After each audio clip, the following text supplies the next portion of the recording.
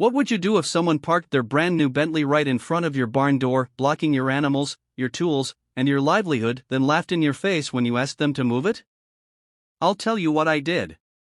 I climbed into my tractor and turned her luxury car into scrap metal. Life on the farm had always been quiet, steady, and predictable in the best way possible.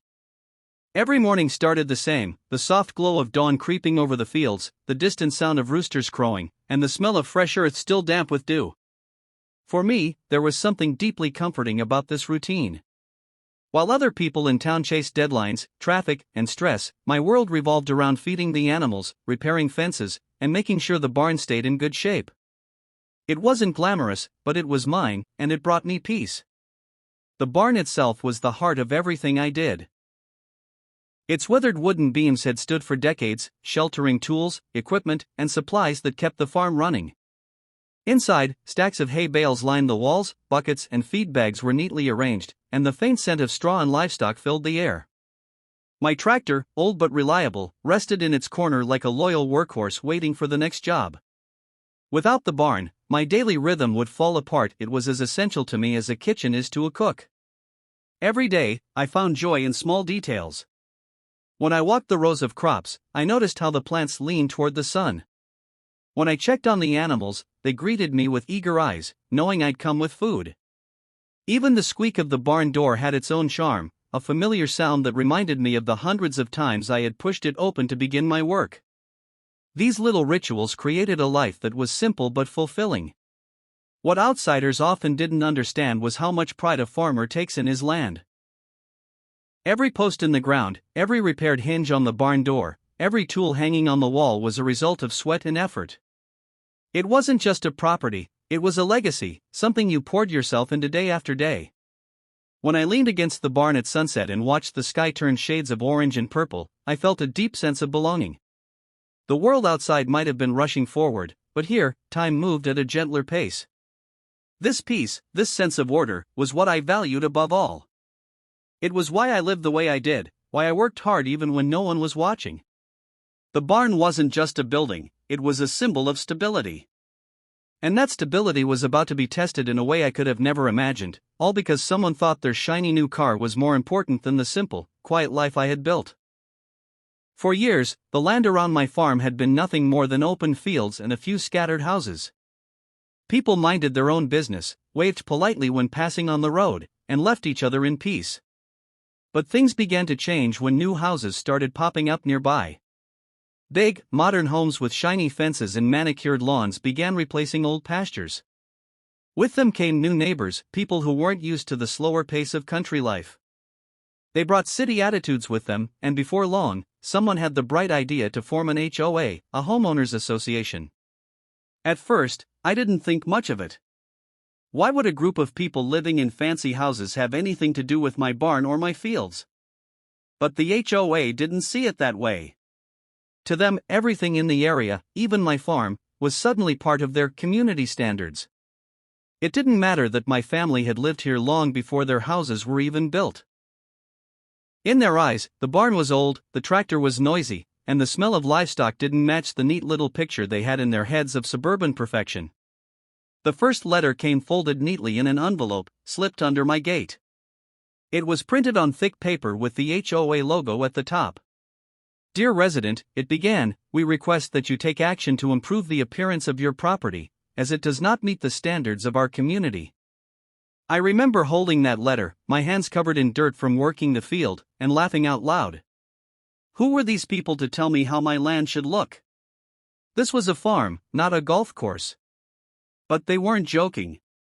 Week after week, the letters kept coming. Paint the barn. Cut the grass shorter. Remove equipment from site. As if the farm was supposed to be some kind of decoration instead of a working piece of land. Each letter got bolder, as though they expected me to roll over and follow their rules. Still, I tried to ignore it. After all, I had chores to do, animals to feed, and crops to care for. I didn't have time to argue with people who thought they could control everything within sight of their front porch. But deep down, I knew this HOA wasn't going to stop. They weren't just after my barn, they were after my way of life. And it wasn't long before one of their loudest voices, Karen, would take things from annoying to downright infuriating. Every community seems to have one person who makes themselves impossible to ignore, and for us, that person was Karen. From the day she moved in, she carried herself like she owned not just her house, but the entire neighborhood. You could spot her a mile away, perfectly styled hair, oversized sunglasses, and an attitude that screamed superiority. She wasn't just a new neighbor, she was the self-appointed queen of the HOA, the one who believed her word carried more weight than anyone else's. Karen drove a different luxury car almost every season, but her newest prize was the crown jewel, a shiny, black Bentley that looked as if it had just rolled out of a showroom. She would glide through the streets at 5 miles an hour, making sure everyone saw her behind the wheel. For her, it wasn't just transportation, it was a statement, proof that she was wealthier, more important, and above the rest of us. From the very beginning, Karen made it her mission to criticize everything about my farm. She once stood at the edge of my fence, wrinkling her nose as if the smell of hay personally offended her. "It's unsanitary," she complained loudly enough for the neighbors to hear. Another time, she took photos of my barn from the road, shaking her head in disapproval like she was a property inspector sent from heaven itself. Whenever the HOA sent out one of their letters, I didn't have to guess who was behind it. It had Karen written all over it. The thing about Karen was that she thrived on control. She wasn't satisfied unless she was dictating how everyone else should live. Lawns had to be a certain length, fences had to be painted a certain color, and even the type of flowers planted in front yards had to pass her invisible standard. For people like me, who valued freedom and hard work over appearances, her behavior was nothing short of infuriating. I tried to keep my distance, but Karen had a way of inserting herself into every corner of the community. At HOA meetings, her voice was always the loudest. She spoke as if she were doing everyone a favor by telling them what to do, and people either agreed to keep the peace or rolled their eyes behind her back.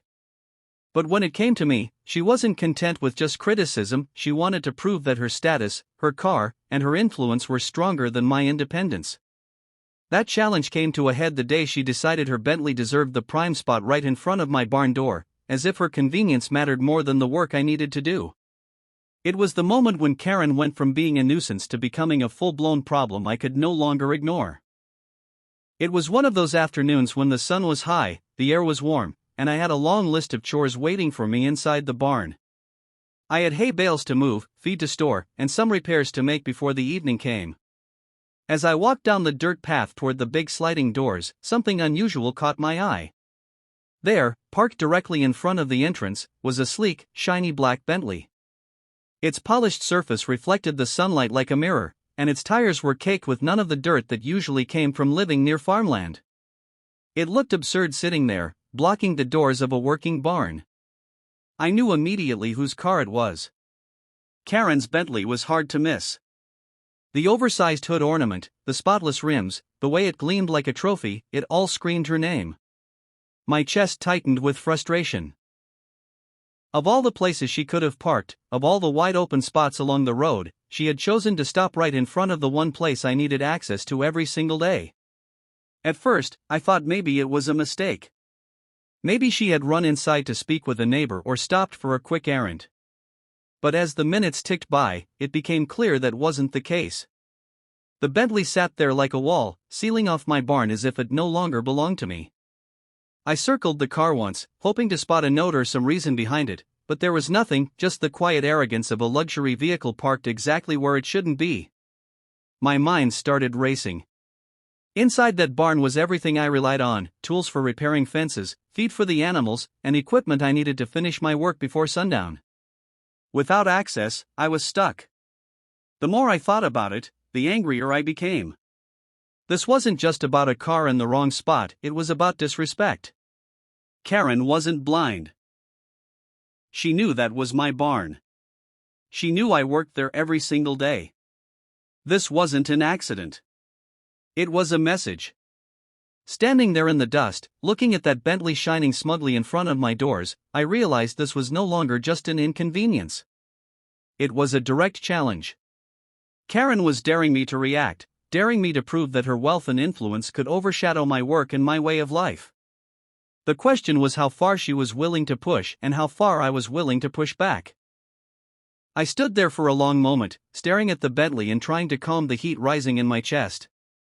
Losing my temper right away wouldn't help, so I decided to handle it the civilized way. I walked around to the driver's side and knocked gently on the tinted window. After a pause, the glass slid down halfway, and there she was, Karen, oversized sunglasses perched on her face, a phone in her hand, and that familiar smirk tugging at the corner of her lips. "Ma'am," I began in as calm a voice as I could manage, "you've parked in front of my barn. I need to get inside to do my work. Could you please move your car?" She didn't even glance at the barn behind her. Instead, she tilted her head and looked at me like I was some kind of annoyance buzzing in her ear. "This is HOA property," she said coolly, tapping at her phone as though my words barely registered. "Besides, your barn is an eyesore. It brings down the neighborhood's value.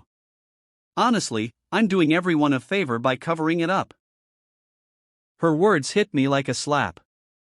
I felt my jaw tighten, but I forced myself to stay composed. "With all due respect, that barn is part of my livelihood. I can't get to my tools or feed if you're parked here. Just move the car, and we won't have a problem." Karen let out a short, mocking laugh, the kind that wasn't meant to be funny but to sting. "A problem?" she repeated, raising one eyebrow. "You don't want problems with the HOA, trust me. File a complaint if you want, but I'm not moving. I'll only be here as long as I please." And with that, she rolled her window up again, sealing herself off from me as if I were nothing more than background noise. I stood there, fists clenched at my sides, watching her scroll through her phone like I didn't exist. The barn door behind her loomed like a reminder of everything I needed to get done, everything she was keeping from me with one selfish decision. For a moment, I considered waiting her out, but deep down, I knew she wasn't going anywhere soon. This wasn't about convenience. It was about control. Karen wanted me to feel powerless, to bow down to her authority. She wanted to prove that her Bentley had more weight than my work, my barn, and my life. That was the moment my patience began to unravel. As the Bentley sat gleaming in front of my barn door, I felt my patience slipping away grain by grain, like sand in an hourglass. I had tried the polite approach. I had spoken calmly, asked reasonably, and given Karen every chance to do the right thing. But she had made it perfectly clear she had no intention of moving. That smug smile, that dismissive tone, the way she rolled up her window as if I were beneath her, it all burned in my chest. I paced back and forth in the dust, trying to shake it off. Maybe if I gave it a few minutes, she would get bored and drive away. But the more I thought about it, the angrier I became. Inside the barn sat everything I needed to finish my work: feed for the animals, tools for repairs, even the fencing supplies I had promised myself I'd get to before sunset. Every minute wasted was another chore left undone, and on a farm, chores don't wait. From where I stood, I could see Karen through the windshield, perfectly relaxed, tapping away on her phone as though she didn't have a care in the world. She wasn't blocking my barn out of necessity, this was deliberate. A power play. She wanted me to stew in frustration, to watch her sit there in comfort while my day fell apart. The thought of letting her win made my blood boil. I felt my hands curl into fists without realizing it.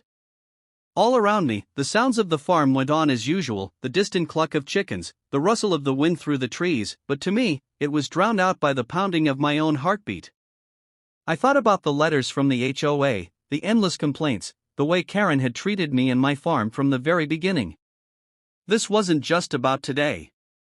It was about every insult, every attempt to control me, every ounce of arrogance she had thrown my way. And now, here she was, using her brand new Bentley as a weapon to push me just a little further. My patience had been stretched thin for weeks, maybe months. Now it had finally snapped. Standing there, staring at the shiny symbol of her pride and arrogance, I realized I wasn't going to wait any longer.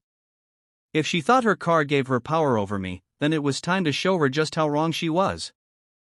The more I stood there fuming, the clearer it became words weren't going to move that Bentley. Karen had decided she was in charge, and no polite request or logical reasoning was going to change her mind. If I wanted my barn back, I was going to have to take matters into my own hands. My eyes drifted toward the corner of the yard where my old but faithful tractor sat waiting, its red paint faded from years in the sun, its massive tires caked with mud from countless days in the fields. Suddenly, I knew exactly what I had to do.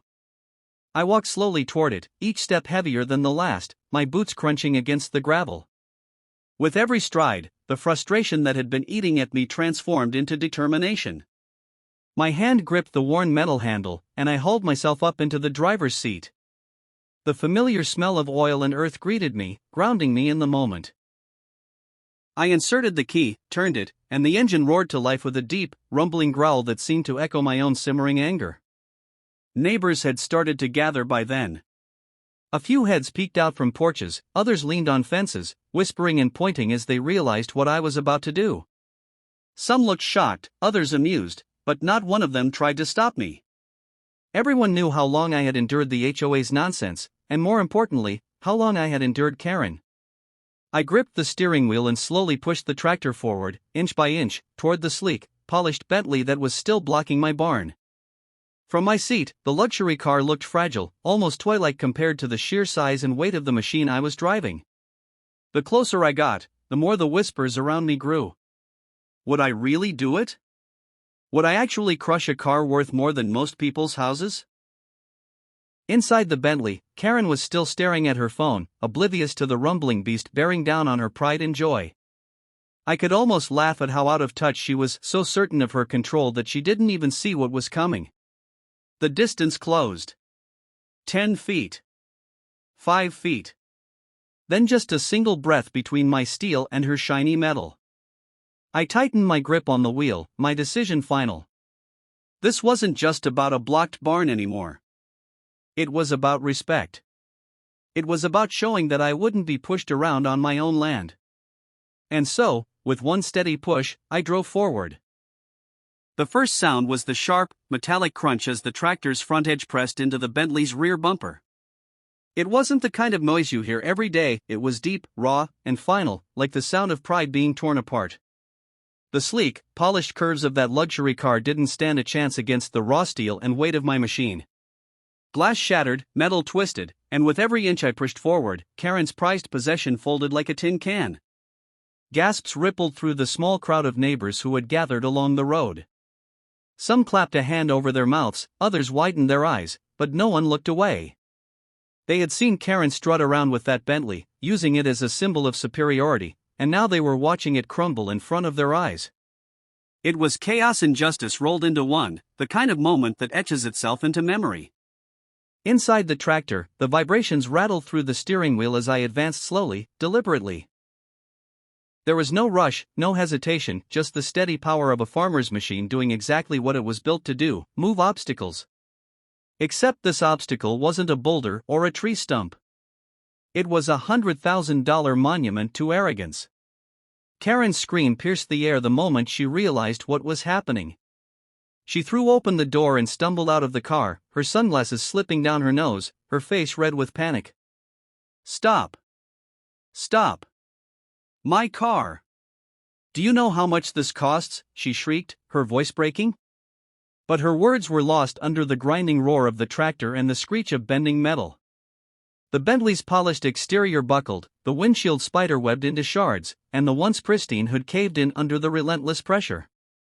Piece by piece, the symbol of her power and pride disintegrated before the entire neighborhood.